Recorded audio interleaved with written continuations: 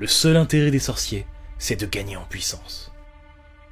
Ils s'emparent de la vie et des biens d'autrui, sans le moindre scrupule.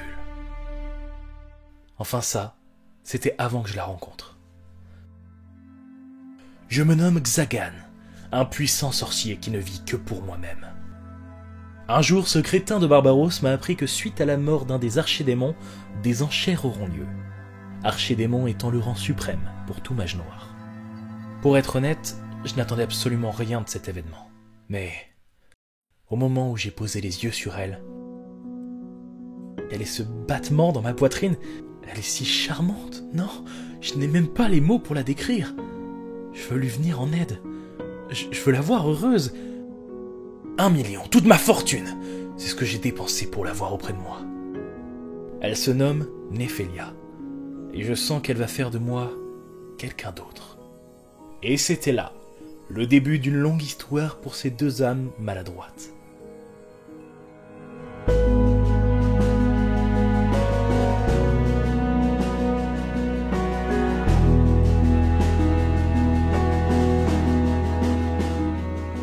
Archdemon's Dilemma, comment aimer son épouse elfe, c'est le nouveau titre édité chez Meian, et on est sur un titre qui m'a beaucoup plu, encore une fois chez Meian. J'avais déjà lu quelques chapitres à l'époque, mais sans en porter grand intérêt.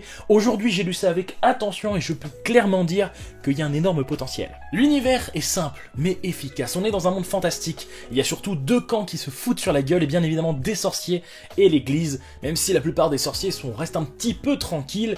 Du moins, ça l'est pour Xagan. En ce qui concerne le scénario, c'est aussi très simple. L'évolution de nos deux héros, Xagan et son épouse, elfe, Néphéria, qu'on va appeler Néphi. Et en soi, les fans de magie, de baston, etc. vont se dire « Merde, c'est juste une comédie romantique ?» Alors, ça l'est, c'est une comédie romantique, mais ne vous inquiétez pas, vous allez avoir votre lot de bastons. Déjà, Xagan est un grand sorcier et Néphi n'est pas une elfe comme les autres, mais vous le saurez au fur et à mesure du titre, donc bien évidemment, il y a des gens qui vont chercher à foutre la merde, tout simplement, donc Xagan va devoir utiliser ses pouvoirs pour faire en sorte d'avoir une vie paisible avec Néphi. En ce qui concerne les personnages, on en a déjà un petit peu, mais pour moi, c'est le point fort du titre, c'est-à-dire que la plupart, franchement quasi tous les personnages, sont hyper intéressants. Je commence par vous parler de Xagan, un sorcier solitaire, énigmatique et mystérieux, mais surtout charismatique et puissant. Il a vécu une jeunesse compliquée, mais c'est pas un sorcier qui veut foutre la merde, il veut tout simplement faire évoluer ses connaissances dans la sorcellerie, et pourquoi pas devenir le plus puissant des sorciers,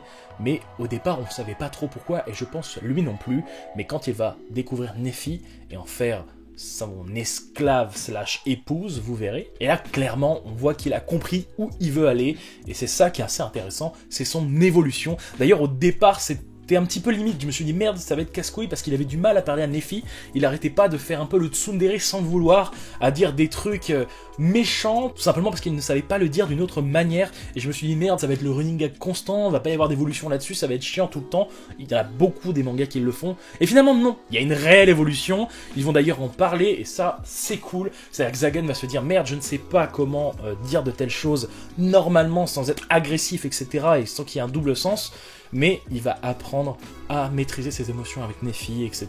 Et leur relation va vraiment évoluer assez rapidement, et tout ça donne que c'est trop bien de les suivre finalement. Par la suite, ils vont tellement apprendre à se connaître qu'ils arriveront limite à comprendre ce que souhaite l'autre sans qu'ils ont besoin de le dire, et ça aussi c'est bien, parce que moi ce que je déteste dans les titres comme ça, c'est les quiproquos inutiles. Franchement, il y a tellement de gens qui l'utilisent pour déclencher des querelles, des arcs à la con, etc.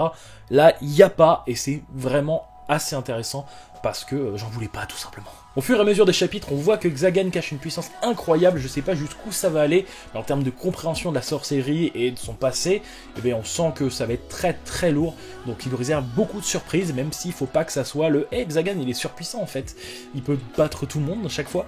De ce que j'ai vu, il y a toujours une explication pour le moment, et puis une réelle évolution, mais est-ce qu'un jour il sera dans la merde? Ça je sais pas, on verra bien. Le deuxième personnage principal finalement, c'est Néphélia, Néphi, la fameuse esclave elfe un petit peu spéciale. Elle est déjà vraiment attachante bien évidemment, toute mignonne, et surtout dès le départ un petit peu, on a de l'empathie pour elle. Elle a été élevée en pensant qu'elle allait être sacrifiée ou devenir un cobaye, du coup à chaque fois que Xagan dit quelque chose, elle est en mode d'accord, et comment vous allez me buter du coup? Alors en plus de l'aspect comique, on a évidemment un attachement pour elle, bien sûr, Xagan aussi d'ailleurs, et ce qui va être intéressant, c'est qu'ils vont pas rester là-dessus en mode je fais les mêmes blagues, c'est trop marrant. Non, Là aussi, une réelle évolution, c'est-à-dire au bout d'un moment, elle va comprendre, bam bam, ça va évoluer, et on va passer à de nouveaux aspects comiques, que ce soit avec des nouveaux personnages ou autres, et ça, je trouve ça vachement intéressant, c'est-à-dire qu'il ne reste jamais dans les mêmes codes. On n'a pas le temps de s'ennuyer là-dessus, ça change tout le temps, et ça, c'est vachement intéressant. D'ailleurs, en effet, du coup, on paraît un peu neuneux au départ, on se dit, ok, est-ce qu'elle va vraiment être utile? Est-ce que ça va être un putain de boulet? Est-ce que juste ça va être la petite elfe mignonne, épouse, qui fait juste la cuisine? Non. Non, non, je ne dis rien, mais sachez-le, elle va être plus que ça, et c'est bien maîtrisé, c'est hyper intéressant encore une fois, donc là-dessus c'est du tout bon pour le moment. Après on a d'autres personnages importants, mais j'ai pas envie de trop spoiler. On a bien évidemment l'église avec une certaine héroïne, et il y en aura d'autres parce qu'il y a les 12 épées sacrées, mais là aussi, vous verrez, c'est hyper bien expliqué, et par la suite ça va être encore plus intéressant. On a aussi Barbaros, le pote sorcier, qui va faire en sorte... Il va y avoir un petit arc sur lui qui est assez intéressant, vous le verrez, et lui aussi ça sera un personnage plutôt cool. Il y en aura d'autres. Il y en aura d'autres, je me suis un petit peu renseigné par la suite, et ça va être une très très bonne série en termes de personnages là-dessus, je pense que c'est l'un des plus grands points forts du titre, tout simplement. En ce qui concerne le rythme, eh bien sachez-le, là aussi c'est du tout bon.